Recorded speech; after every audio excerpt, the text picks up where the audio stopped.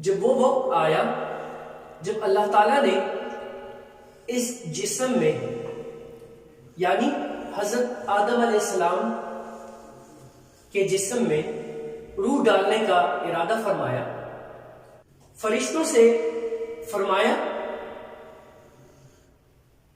جب میں اس میں روح ڈال دوں تو اسے سجدہ کرنا۔ جب روح ڈال دی گئی تو وہ سر کی طرف سے داخل ہوئی، تبھی آدم علیہ السلام کو چھینک آئی۔ یہ جو آج کل ہم چھینک آتی ہے بالکل سیم جب یہاں پر داخل ہو گئی تبھی آدم علیہ السلام کو چھینک آئی۔ فرشتوں نے حضرت آدم علیہ السلام کی روح کو کہا کہیے الحمدللہ، یعنی سب تعریفیں اللہ کے لیے ہیں۔ حضرت آدم علیہ السلام کی روح نے فرمایا الحمدللہ۔ اللہ نے فرمایا رحمک ربک، اللہ نے فرمایا رحمک ربک، یعنی تیرے رب نے تجھ پر رحمت فرمائی۔ جب بھی ہمیں چھینک آتی ہے، مثال کے طور پر مجھے چھینک آئی تو میں کہوں گا الحمدللہ یا شکر الحمدللہ، اور جو دوسرا بندہ ہوگا وہ کہے گا رحمکم اللہ یا رحمک ربک۔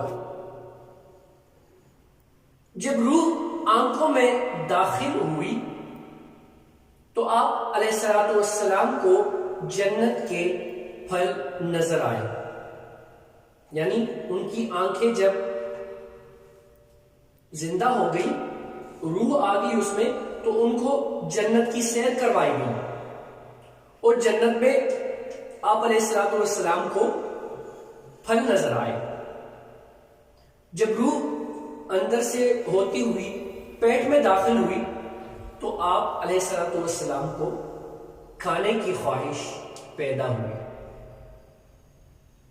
یہیں سے بھوک لگنا شروع ہو گئی۔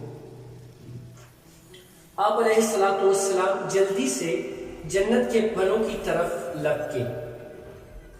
بھوک انسان کو اتنا بے صبر بنا دیتی ہے، جبکہ روح ابھی ٹانگوں میں داخل بھی نہیں ہوئی تھی، مطلب پورے جسم میں ابھی داخل نہیں ہوئی تھی۔ جب پیٹ تک آ گئی روح تو بھوک لگ گئی، اس لیے اللہ تعالیٰ نے فرمایا اسی وقت خلق الانسان من عجل، یعنی انسان تو جلد بازی کا بنا ہوا ہے، یعنی جلد بازی انسان کی فطرت میں شامل ہے۔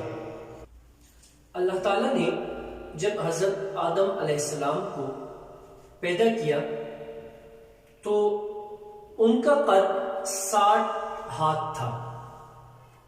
پھر فرمایا حضرت آدم علیہ السلام سے جا کر ان فرشتوں کی جماعت کو سلام کہیے اور سنیے کہ وہ کیا جواب دیتے ہیں۔ تیرا اور تیری اولاد کا یہی سلام کا طریقہ ہوگا۔ آدم نے کہا فرشتوں سے السلام علیکم، فرشتوں نے کہا السلام علیکم ورحمۃ اللہ، یعنی جواب میں رحمت اللہ کا اضافہ ہو گیا۔ جنت میں جو بھی داخل ہوگا وہ حضرت آدم علیہ السلام کی صورت پر یعنی 60 ہاتھ قد کا ہوگا اور صورت حضرت آدم علیہ السلام کی سی ہوگی۔ اس کے بعد اب تک یعنی حضرت آدم علیہ السلام سے لے کر اب تک مخلوق کے قد کاٹ میں کمی ہوتی آئی ہے۔ حضرت ابو ہریرہ رضی اللہ عنہ سے مروی ہے کہ رسول اللہ صلی اللہ علیہ وآلہ وسلم نے فرمایا بہترین دن جس میں سورج طلوع ہوتا ہے وہ جمعے کا دن ہے. اسی دن حضرت آدم علیہ السلام کو پیدا کیا گیا. اسی دن انہیں جنت میں داخل کیا گیا اور اسی دن انہیں جنت سے نکالا گیا اور اسی دن قیامت قائم ہوگی. حضرت آدم علیہ السلام کو جمعے کے دن آخری گھڑی میں پیدا کیا گیا.